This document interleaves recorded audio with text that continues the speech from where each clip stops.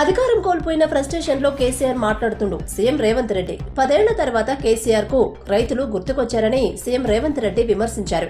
అధికారం కోల్పోయిన ఫ్రస్ట్రేషన్ లో కేసీఆర్ మాట్లాడుతున్నారని మండిపడ్డారు. కేసీఆర్ పరిస్థితి చూసి సానుభూతి తెలియజేస్తున్నానని చెప్పారు. కాంగ్రెస్ తెచ్చిన కరువు అని కేసీఆర్ అంటున్నారని, వర్షాలు ఎప్పుడు పడ్డాయో చెప్పాలన్నారు. వేల పుస్తకాలు చదివిన కేసీఆర్ కు కరువు ఎప్పుడొస్తుందో తెలియదా అని సీఎం ప్రశ్నించారు.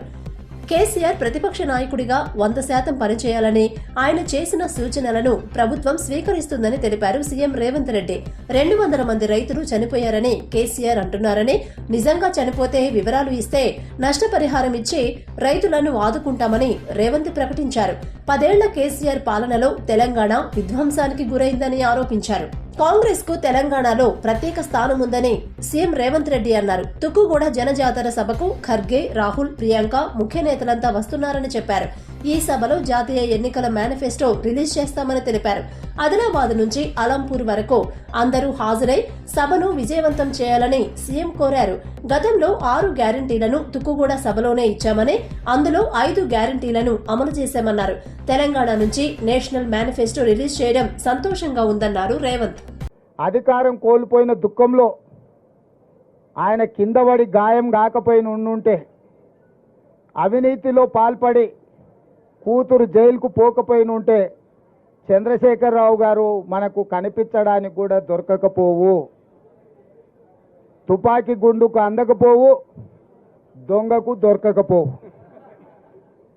వారు అధికారం కోల్పోయినందుకు, కిందపడి గాయమైనందుకు, కూతురు జైలుకు పోయినందుకు మాకు కొంత సానుభూతి ఉంది సాటి మానవుడిగా.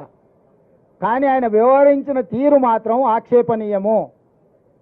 కాంగ్రెస్ వచ్చింది, కరువు వచ్చింది అంటున్నాడు. 80,000 పుస్తకాలు చదివిన చంద్రశేఖరరావు వానాకాలం ఎప్పుడు వస్తుంది, చలికాలం ఎప్పుడు వస్తుందో నీకు తెలియకుండా పోయిందా? జూలై, ఆగస్టు, సెప్టెంబర్, అక్టోబర్ వానాకాలం, నవంబరు, డిసెంబరు, జనవరి, ఫిబ్రవరి చలికాలం.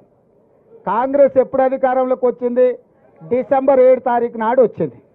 చలికాలంలో వానలు పడతాయా? సార్ ఒకవేళ వేసుకున్నప్పుడు వాన పడ్డట్టు అనిపిస్తే నాకు తెలియదు. మరి July, August, September, October, November, December 7 తారీఖు మేము ప్రమాణ స్వీకారం చేసే వరకు తమరే ముఖ్యమంత్రిగా ఉంటుంది, తమరి ప్రభుత్వమే అధికారంలో ఉండే. మరి తమరి పాపాలకే కదా వరుణదేవుడు భయపడిపోయి వానలు గురవక కరువు వచ్చింది. నీ వారసత్వంగా కరువుతో పాటు 7 లక్షల కోట్ల రూపాయల అప్పులు కూడా మాకు అప్పచెప్తే, ఆ రోజు నుంచి రోజుకు 18 నుంచి 20 గంటలు మేము కష్టపడి దీన్ని సరిదిద్దడానికి ప్రయత్నం చేస్తున్నాము. నువ్వు చేసిన పాపాలను మా ఖాతాలో రాయాలని మీరు ప్రయత్నించడం ఏమన్నా మర్యాదగా ఉన్నదా చంద్రశేఖరరావు గారు? నేను ఒక్కటే అడగదలుచుకున్నా, ఏరా రాము వానకాలం అంటే నీకు తెలియదా అంటే, అదెందుకు తెలియదు సార్ చలికాలంలో వస్తుందని వెనకటికి కూడా భలే చెప్పిండట. చంద్రశేఖరరావు గారు కూడా గట్లే చలికాలంలో వచ్చి ఇప్పుడు ఎండాకాలంలోకి అడుగు పెడుతున్నాం. మేము వచ్చింది ఎప్పుడు, వానలు రాకపోయేప్పుడు, కరువు మేమెప్పుడు తెస్తుమే? నీవు చేసిన కర్మ మాకు తగులుకున్నది. నువ్వు చేసిన పాపాలు ఎట్లా నీ పిల్లలకు తగులుకొని జైలు కోతురో, ముఖ్యమంత్రిగా ఈ రాష్ట్రానికి చేసిన నువ్వు అన్యాయము, ఆ వానకాలంలో వానలు పడకపోవడం వల్ల, 23లో వానలు పడకపోవడం వల్ల 24లో కరువు వచ్చింది. మేము వచ్చింది చలికాలంలో, చలికాలం నుంచి ఎండాకాలం పోతున్నాం.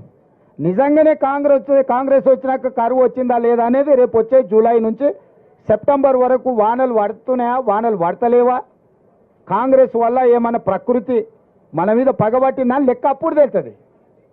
అప్పుడే 100 రోజులు కాలేదు మేము వచ్చి, ఇక అది చేయలే ఇది చేయలే. మేము ఉన్నప్పుడు రైతుల ఖాతాల